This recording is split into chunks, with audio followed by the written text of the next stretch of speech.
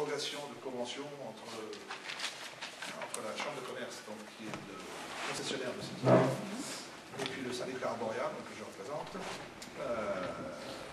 qui est le concédant. Donc normalement, notre traité de concession devait s'arrêter en 31 décembre 2012. Et M.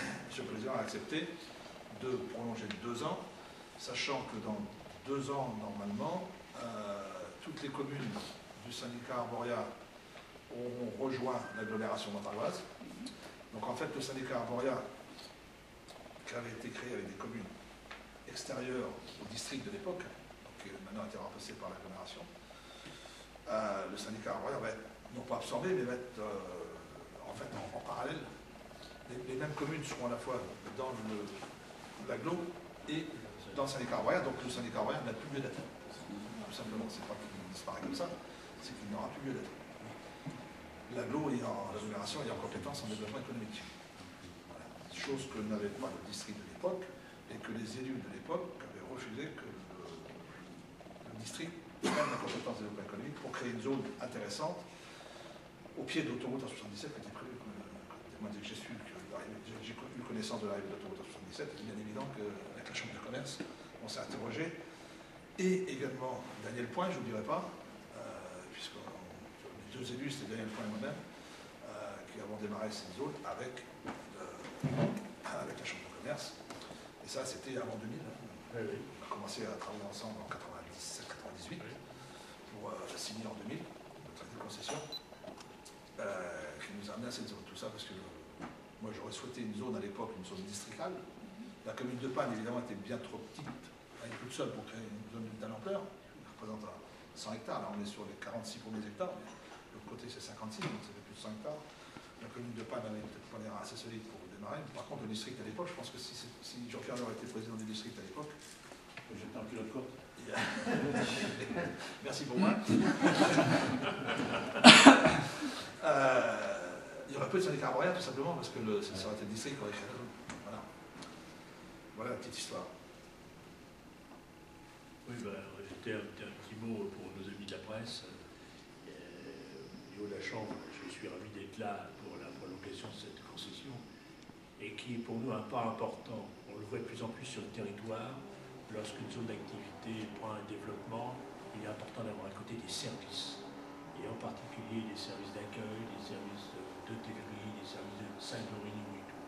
Et vous venez incontestablement avec la création ici d'apporter un plus qui améliore, qui va entraîner d'autres services qui vont venir derrière. On ne peut vivre dans une zone qu'avec des collectivités, on y travaille, on y vit, on y mange, parfois on est obligé quand on est en déplacement d'y séjourner, et s'il n'y a pas ça, ben, il manque quelque chose. Alors, on n'est pas loin de Montargis, on est d'accord, mais quand on est là, on n'est pas à Montargis et vice-versa.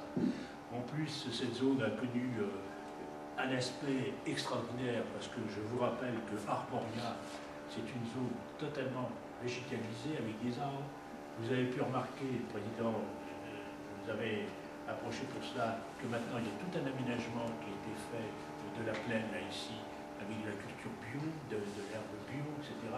Par nos amis agriculteurs, c'est une convention que nous avons passée avec eux. Ça améliore l'image, ça leur permet, eux, d'avoir une activité, et ça permet d'avoir une zone parfaitement propre. Là aussi, ça fait partie des documents.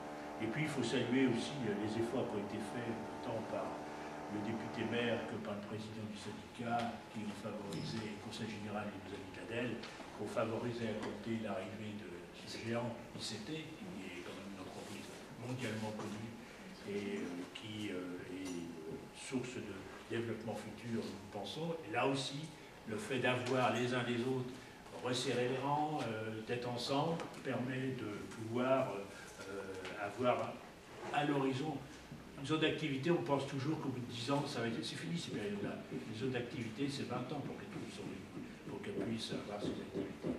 Alors il faut noter également que cette zone a une possibilité d'accueil instantané d'entreprises. Vous avez vu des bâtiments à côté, il y a des surfaces qui peuvent être louées, on est en train de regarder tout ça les uns les autres, pour que c'est arrivé grâce à l'action de député maire, une entreprise qui a connu des difficultés dans un autre domaine, immédiatement, elle a pu être installée dans la zone d'Arboria. Donc là, il y a un ensemble qui nous fait dire au niveau de la Chambre que L'avenir est assuré pour Arboria.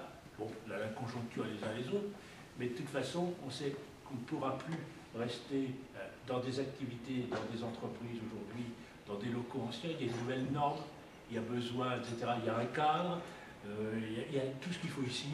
Donc on est une zone d'accueil. Et si vous regardez les zones d'accueil autour de la 19, est-ce qu'on peut parler de la 19, quelle est celle qui est prête aujourd'hui à accueillir une entreprise du jour au lendemain?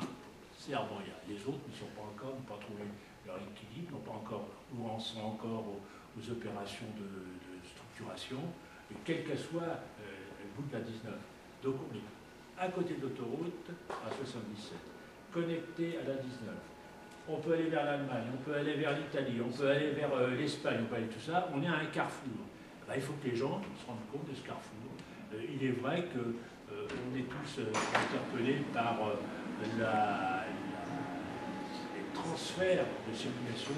Il faut connaître la 19, il faut que la 19 ait une histoire.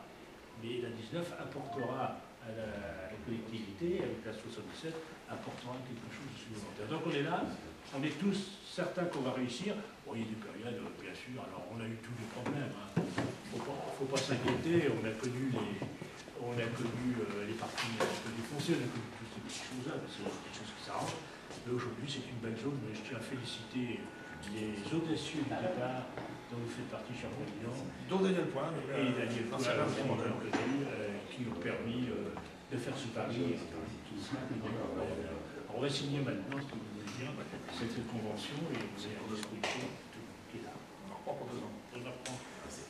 2 ans, on reprend plus que 2 ans, parce qu'on est tous pour développer l'accueil des entreprises. Voilà.